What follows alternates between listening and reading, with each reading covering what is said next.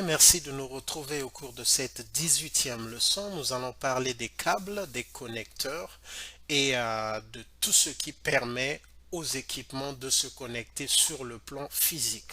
Cela dans le cadre de notre programme de formation CCNA 200-301 et c'est un programme en français.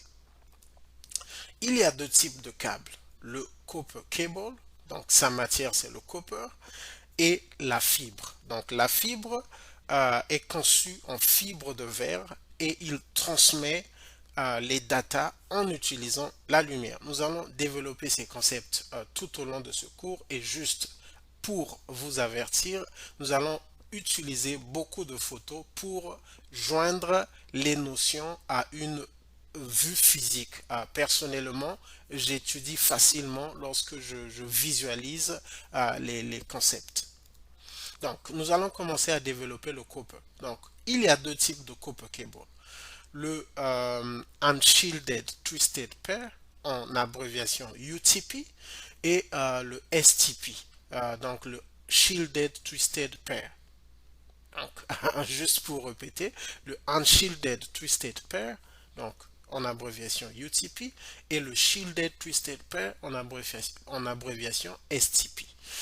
La différence entre les deux est que le STP ajoute une couche de protection, un blindage conducteur pour isoler l'électricité. Donc nous voyons ici le STP, c'est la seule différence est qu'il y a cette couche qui s'ajoute comparé au UTP où nous n'avons pas cette couche. Donc ici nous avons les ports, les câbles, les connecteurs et les NIC. Donc ici là j'ai le console cable. Le console cable c'est un câble que j'utilise. Nous utilisons lorsque nous voulons accéder à la commande au CLI, à la ligne de commande d'un switch ou d'un routeur ou de tout autre équipement de réseau lorsque nous avons l'équipement physique en face de nous. Donc, lorsque nous voulons nous connecter à l'équipement qui est en notre présence, nous utilisons le console cable. Ça nous permet d'accéder physiquement à l'équipement au travers de ce câble connecté par exemple au switch ici et l'autre bout est connecté à notre PC et nous accédons à la commande, à la ligne de commande de l'équipement. Je voulais juste préciser cela ici parce que c'est un aspect parfois qui peut prêter à confusion. Donc nous avons ici le copper cable. Le copper cable a des connecteurs appelés RJ45. Nous allons beaucoup entendre parler de ça parce que c'est le peanut and butter du réseau. Pour la petite histoire, le copper cable est le standard qui a commencé l'Internet. Donc, nous allons voir un peu les standards concernant l'Ethernet. Donc, nous avons ici la fibre optique. Et la fibre optique ne vient pas avec ses connecteurs attachés. Donc, il y a ici un SFP. Nous allons voir ce que c'est qu'un SFP au fur et à mesure que nous allons évoluer. Mais nous retenons que ces deux bouts se connectent à ces deux trous et cette optique, donc ce SFP, se connecte au switch. Ici, nous avons les NIC. Donc, le NIC, c'est la carte réseau en français. Donc, c'est lorsque nous prenons ce bout se connecte à un port qui est sur le NIC et l'autre bout se connecte au switch. Donc c'est ça. Donc le switch a un port RJ45. Donc le PC aussi, au travers de la carte réseau, a un port RJ45. Donc ça c'est un connecteur. Ça aussi c'est un connecteur. Dans le PC, il y a le port RJ45 sur le NIC. Dans le switch, il y a le port RJ45 et dans le routeur ou d'autres équipements, il y a aussi les ports. Donc, je voudrais juste apporter encore une nuance. Les ports sont dans les équipements tels que dans le switch sur le NIC du PC ou encore sur le routeur. Les connecteurs, ce sont les bouts qui sont sur les câbles qui viennent s'insérer sur les ports. Et nous avons donc le câble et juste pour ajouter que dans le PC, il y a le NIC, mais il y a aussi le wireless NIC qui permet à un PC de se connecter sur un réseau sans fil, donc le Wi-Fi. Ici, nous avons les standards Ethernet. Vous pouvez poser la vidéo et voir que nous avons le 10 base T. La vitesse, c'est 10 et la matière, c'est le copper. Donc, ce qui est plus important ici, c'est de voir que ces deux standards sont en copper. Nous avons 4 standards en copper ici et il y a une seule standard en fibre. Et nous voyons l'abréviation. Nous allons développer tout cela. Donc, les standards Ethernet. Donc, nous avons le 10 base T et le 100 base T. Ces deux standards ont deux paires de fils. Donc, dans un câble, il y a des fils. Et pour les standards 10 base T et 100 base T, il y a deux paires de fils. Pour le 1000 base T, il y a 4 paires de fils. Donc 4 paires de fils, ça veut dire 8 fils. Pour le 10 base T transmet à une vitesse de 10 MB per second. Le 100 base T transmet à une vitesse de 100 MB per second. Et le 1000 base T transmet à une vitesse de 1000 MB per second. Il y a deux types de UTP cable. Le straight through cable et le crossover cable. Je voulais dire, il y a deux types de UTP et de STP. Donc, on peut ajouter ici UTP et STP parce que nous avons vu que il y a deux types de copper cable. Donc, ici, ce sont les pin positions sur le connecteur d'un câble RJ45. Donc, le connecteur que nous avons vu précédemment a 8 positions. Et donc là, nous voyons un connecteur. Et ça, c'est la partie qui est sur le PC, le female. Et ça, c'est la partie qui est sur le câble, donc le connecteur. Le connecteur vient s'insérer sur le female qui est sur le PC. Et retenons que la notion de pin position va beaucoup revenir. Donc ici nous avons le NIC. Le Network Interface Card est une carte qui permet au PC de se connecter au réseau. Il est appelé Network Interface Controller, Network Adapter ou LAN Adapter. Pour la connexion par Wi-Fi, il y a le Wireless NIC qui permet au PC de se connecter au travers d'un modem Wi-Fi. Le NIC et le Wireless NIC fonctionnent à la première et deuxième couche du modèle TCP. Les pinouts. Ici, nous avons c'est ce que nous venons de voir, les pin positions. Donc, il y en a 8 lorsqu'on parle du RJ45. Donc, vous pouvez poser, regarder les deux concepts, le straight through cable et le crossover cable. Le straight through cable. Et ici, nous allons commencer par le 10 et le 100 base T parce que les deux utilisent deux paires de fils. Ils connectent les mêmes pinouts des deux côtés. Donc, nous sommes en train de voir l'aspect où nous avons deux équipements. Ici, un équipement et ici, un équipement. Donc, les deux fils, deux fils de ce côté vont, deux fils d'une paire de câbles de ce côté vont se connecter au même pin position de l'équipement qui est de l'autre côté. Pour l'autre paire de fils, les pin positions sont les mêmes de l'autre côté. Donc, pour faire simple, la première paire de fils, paire de fils va de 1 d'un côté et se connecte au pin position 1 de l'autre côté. Ok, nous avons donc une paire de fils. Une paire de fils, ça veut dire que nous avons deux fils. Le premier fil va de la position 1 du côté A et à la position 1 de l'autre côté. Le deuxième fil va de la position 2 d'un côté et se connecte à la position 2 de l'autre côté. Ça, c'est le premier fil de câble, la première paire de fils. La deuxième paire de fils connecte les positions 3-3 et les positions 6-6. Donc, pour faire simple, si vous posez la vidéo, vous regardez cette photo, vous allez voir que ici, nous avons le 1 qui va au 1, le 2 qui va au 2, le 3 va au 3, le 4, le 6 va au 6. Il sert à connecter des équipements qui transmettent à des pin-out différents. Il est utilisé pour connecter le switch et le routeur, le switch et le PC ou serveur, et le hub et le PC ou serveur.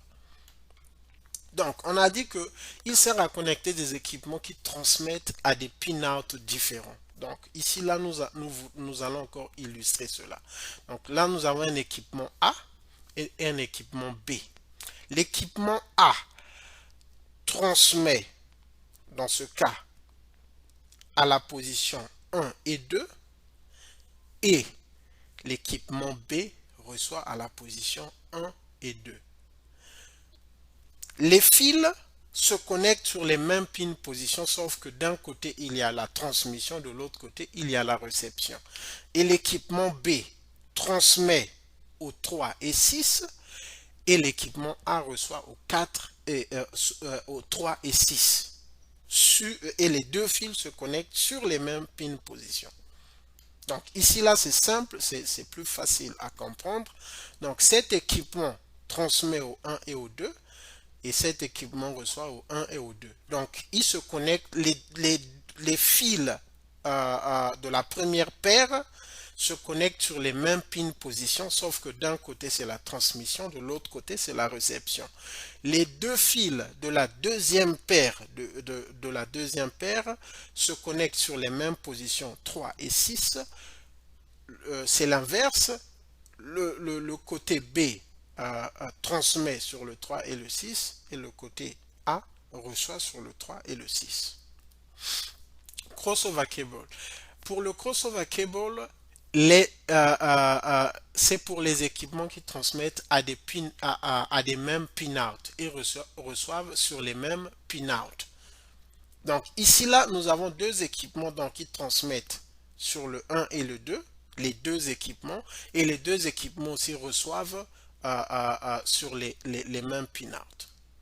Donc ici là, cette photo est très simple à comprendre.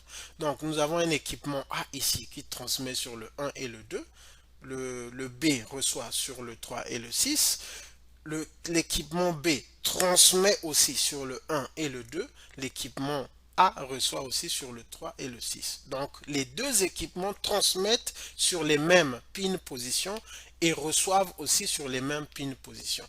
Donc en parcourant, vous pourrez poser, regarder ces structures, mais en fait c'est plus facile de comprendre avec ce petit schéma que ça. Ça, j'ai juste mis pour qu'il y ait les standards pour ceux qui veulent mieux comprendre. Donc ici, c'est un résumé des équipements que nous pouvons connecter au travers du STC et du crossover. J'avertis que Cisco aime mettre des questions pour tester si vous comprenez les pin positions. Donc surtout pour le STC, d'un côté ça transmet au 1 et 2, l'autre côté reçoit au 1 ou 2, la deuxième paire c'est l'inverse, l'autre côté transmet au 3 et au 6, le A reçoit au 3 et au 6. Donc c'est ça maintenant le crossover, les deux équipements transmettent au 1 et au 2 et reçoivent au 3 et au 6. Le 1000 BST. Donc, nous avons dit qu'il y a trois standards. Nous avons déjà vu le 10 BST et le 100 BST. Maintenant, là, c'est le 1000 BST. Il utilise une technologie qui permet aux deux équipements de transmettre et recevoir simultanément à chaque paire de câbles. Pour le STC, il ajoute les positions 4 et 5 et 7 et 8. Nous avions dit que le câble a 8 pin positions. Si on vous pose la question, quelle est la différence entre le 10 et 100 BST, et le 1000 base T. La différence est que le 100 et le 10 et le 100 base T utilisent deux paires de fils, alors que le 1000 base T utilise quatre paires de fils. Donc, le 1000 base T utilise tous les pin positions, alors que le 10 et le 100 base T n'utilisent que la moitié. Donc, le STC ajoute les positions 4 et 5 et 7 et 8. Pour le crossover cable, il utilise les paires 1, 2 et 3 et 6 de la même façon que le 100 et 10 et 100 BST et ajoute les nouvelles paires 4, 5 et 7 et 8. Donc c'est la même chose, les deux ajoutent les pins position 4, 5, 7 et 8. Ça c'est le 1000 BST pour un STC, pour un straight through. Nous voyons que il y avait pour pour le 10 base et le 100 base T, nous avions déjà ça. Maintenant, le 1000 base T ajoute ces positions. C'est ça. Donc, c'est la même logique, mais on ajoute juste les positions pour accélérer la transmission. Donc, ici, vous pouvez poser pour voir. C'est la même logique. 1, 2, transmission, 1, 2, réception, 3, 6, réception ici, 3, 6, transmission ici, et ici c'est la même logique qui se répète. Ici c'est la même chose, 1, 2, transmission, 3, 6, réception, 1, 2, transmission, 3, 6, réception, et ici c'est la même logique qui continue pour les 4, 5,